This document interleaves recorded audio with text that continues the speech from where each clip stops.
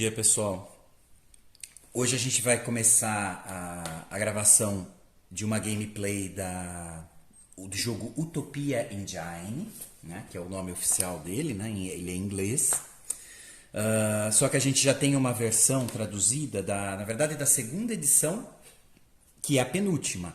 A última foi lançada até aqui há pouco tempo, que é a terceira edição. Aí ela tem alguns ajustes de designer e algum ajuste dos nomes também, né? O que eles chamam aqui de construtos, aí virou artefatos, tá? Mas na prática o jogo é basicamente o mesmo. As mudanças são mais para onde surgia muitas dúvidas sobre como jogar. O criador do jogo tentou realmente deixar mais claro. Por exemplo, isso eu achei bem interessante da terceira que não tem aqui. Se a gente olhar a tabelinha dos construtos aqui do lado, quando a gente consegue encontrar eles, a gente marca o quadradinho aqui do lado. Porém, não é automaticamente que a gente pode utilizar esses poderes que eles dão. A gente precisa primeiro ativá-los. Então aqui não tem nem nada que indique isso. Na terceira edição, eles já colocaram um quadradinho do lado de cada um, pequenininho aqui também, escrito ativado ou não. Aí a gente já consegue vincular. Isso eu achei bem interessante, porque é uma dúvida que surge e se você não presta atenção, acaba esquecendo. São duas folhas, tá, pessoal? Uma vai ser exatamente essa folha, que seria o mapa em si, onde a gente vai fazer as buscas nas 6 regiões de Utopia. Tem um pequeno retângulo aqui em cima, que é ciclo de eventos, que a gente já vai ver como funciona. E a gente tem as regiões, né, que é a Garganta de Fogo, Ruínas da Cidade dos Antigos, Pântano da Raiz Enforcada, Barba Robusta, a Selva Sem Fim e o Cânion de Rochas Vítreas. Acho que eu falei todos. O interessante é que assim, a gente vai ter que fazer as buscas em cada região dessas, atrás dos construtos, né, ou como está na terceira edição, os artefatos, para a gente poder acionar uma máquina que vai evitar o fim desse mundo, né, de utopia. E cada região dessa tem uma parte desse artefato. Então a gente vai ter que visitar cada uma dessas áreas e jogando 2 dados, a gente vai fazendo as buscas até encontrar o artefato. E a gente pode encontrar ele tanto ativo quanto desativo. Normalmente ele vem desativado. É aí que entra essa segunda folha. O que a gente vai fazer aqui? A partir do ponto que a gente achou o construtos ou os artefatos, a gente vai colocar eles aqui nessa bancada de trabalho e vai tentar ativar um por um.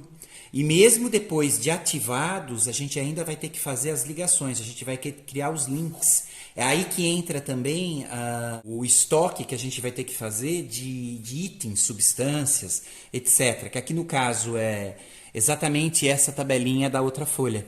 Que aí entra chumbo, quartzo, sílica, goma, cera, prata. E esses materiais a gente vai encontrar nas diferentes áreas aqui do mapa de Utopia. Vamos tentar mostrar como ele funciona na prática, fazendo a jogatina? Essa tradução, ela foi feita tanto aqui das fichas quanto das regras, ela foi feita exatamente pela Alessandra Gorayev. E é legal porque ela fez uma tradução muito boa. E é uma tradução da segunda versão, bem recente. A única coisa que a gente não tem é a versão colorida. Inclusive, muita gente gosta de colorir isso com lápis de cor. Mas quem quiser jogar ele já colorido, aí realmente tem que ser em inglês. Só lembrando, essa é a segunda edição, que é a mesma dessa daqui. Mas a gente já tem a terceira edição. Tem como se fosse um cronômetro, tá aqui em cima. A gente vai ter a linha do tempo, que é essa linha daqui. Se vocês olharem a linha do tempo, eu vou usar um lápis bem forte, tentar deixar isso bem claro.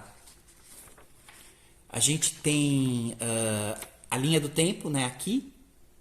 Se vocês olharem, tem os quadradinhos que tem um E, que são eventos. Então, toda vez que a gente chega num dia de evento, a gente vai acionar exatamente esse ciclo de eventos aqui. Aqui são os pontos de dano, tá? Óbvio, ó, 1, 2, 3, 4, 5, 6. 6 a gente morre. A gente ainda consegue descansar. A gente inicia a partida com o nosso cinto de ferramentas com esses 3 itens, tá? Que também são de uso único, mas depois tem uma forma de recarregar eles durante o jogo.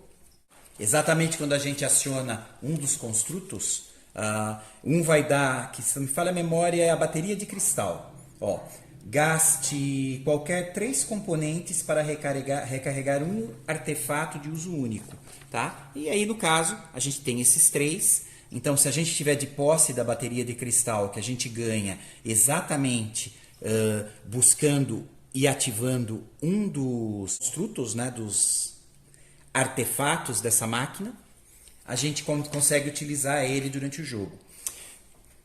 Bom, vamos lá? A bancada de trabalho ela vai ficar embaixo e a gente vai usar o mapa aqui em cima, tá? Ele vai ficar migrando de um lado para o outro. Se vocês olharem aqui na folha de bancada, a gente está com 2 tabelas, uma de combate, que seria os encontros de combate, e a gente tem um de busca aqui desse lado, e a marcação de alguns dados quando a gente consegue tanto acionar quanto ter aqui os construtos em mão. Então a gente vai começar com essa folha em cima, e quando for necessário a gente vai migrando de um lado para o outro. Quando a gente for usar a bancada, aí a gente vai pegar a folha de baixo, vai colocar aqui em cima e ela entra exatamente aqui, tá? Que aí a gente pode trabalhar com ela e utilizando os materiais que a gente já achou em Utopia, que vai ser esses daqui. E lógico, fazendo aqui as marcações de ponto de dano, energia na máquina Mão de Deus que eles colocam aqui. Então tem aí uma série de utilidades, mas basicamente a gente vai utilizar ela assim. Bom, a gente tem aqui o cenário do jogo.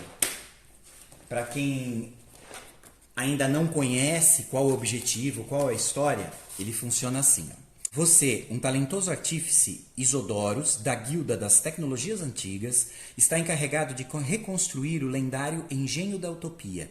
O destino do mundo está nas suas mãos, uma vez que só o sucesso da sua missão poderá impedir o apocalipse iminente. A mão de Deus, uma réplica defeituosa do engenho, não é mais o suficiente para adiar o fim do mundo. Tem precisado de muita energia para um efeito que é apenas uma fração do que já foi. O engenho da utopia é uma máquina complexa, uma tecnologia dos antigos. Sua guilda, após décadas de estudo, acredita que o engenho é feito a partir da ligação de 6 poderosos construtos, há muito perdidos na imensidão selvagem. Lá vem a gata. Então vamos lá, missão.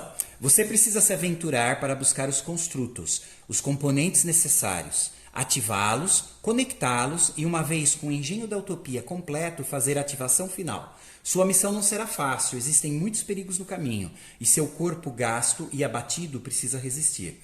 Isso sem contar com o tempo que está prestes a acabar. Você tem 2 semanas antes do apocalipse chegar. A mão de Deus, apesar de fraca, pode lhe ajudar a ganhar um pouco de tempo para concluir sua missão. Aí tem mais um parágrafo. A história do mundo atual vai acabar em uma de 2 maneiras: pela nossa salvação nas mãos dos artífices ou pelo apocalipse. Se tu não conseguires reconstruir o engenho da utopia a tempo, tudo o que é será destruído. Tu fizestes mais pesquisas acerca da máquina do que qualquer um que é vivo hoje. Tu deves saber onde as partes sagradas repousam, intocadas e esquecidas. Busque-as e reconstrua o engenho, Isodoros. Esta hora será para sempre lembrada como a glória do artífice. Nereus, para Isodoros, 3 semanas antes do apocalipse. Na verdade é uma carta, né? O fim do jogo. O jogo termina de 3 formas possíveis: com sucesso se você conseguir fazer a ativação final, ou termina com a derrota se você morrer, ou com o tempo esgotado com a chegada do apocalipse. Como vocês viram, o jogo ele é bem interessante, ele tem uma concepção de história bem legal, né? O cenário que eles criaram é bem legal. Bom, o que a gente vai precisar aqui? 2 dados, tá? D6 comuns, não precisa ser dividido em cor, mas eu gostei de jogar com cada um de uma cor, eu acho que fica mais visível, no meu caso. Vai precisar de uma borracha e um lápis. Quem quiser fazer a caneta, pode ser feito também, mas acontece que muitas vezes a gente vai ter que apagar os dados que a gente fez. A gente vai anotar os dados de busca em cada região, mas quando a gente sai da região, se a gente quiser voltar, a gente tem que apagar tudo que foi feito lá. então não é aconselhável usar caneta. Eu vou estar usando 2 dados, então. Lembre que não precisa ser de cor, tá? Mas é que eu gosto de jogar com eles assim. Também não tem necessidade de ser de cor diferente. Dá para se jogar também com eles normais. Bom, então vamos lá. Eu vou escolher uma das regiões do mundo de Utopia para começar as buscas, tá? Vamos tentar. O que eu percebi durante os jogos é que assim tem alguns construtos que a gente pode encontrar que se a gente conseguir ativar eles, eles dão poderes durante o restante do jogo que facilitam bem a vida nossa. Então eu aconselho a começar ou pelas ruínas da Cidade dos Antigos, que se a gente consegue encontrar o construto, né, ou o artefato, né, essa peça dessa máquina, ela chama Lentes da Vigília. Aí se vocês olharem aqui do lado da direita, da segunda folha, a gente tem o que ela dá exatamente. Ó, o Lentes da Vigília, ela dá até -10 para qualquer busca no Canyon e nos pântanos. O Canyon está aqui e os pântanos estão aqui. Seria exatamente onde tem esses dados aqui. Seria a região 4, região 3. Tem um dadinho em cada região que representa. E como a gente trabalha basicamente com números, muitas vezes a gente tem um número-alvo que vai estar aqui em cima nas buscas. Olha só. Se a gente, cada vez que a gente obtém um determinado número, que a gente vai mostrar como funciona, a gente pode ter um encontro de combate, eu posso achar um componente, que seria basicamente isso daqui, né, um material nessa região, que eu vou precisar para fazer a ligação das peças do engenho depois, né, dos construtos. A gente pode achar um componente se tirar de 11 a 99 como resultado, e a gente pode achar o construto se conseguir um zero absoluto, que eles chamam, né? Que é quando a gente não coloca nenhum modificador.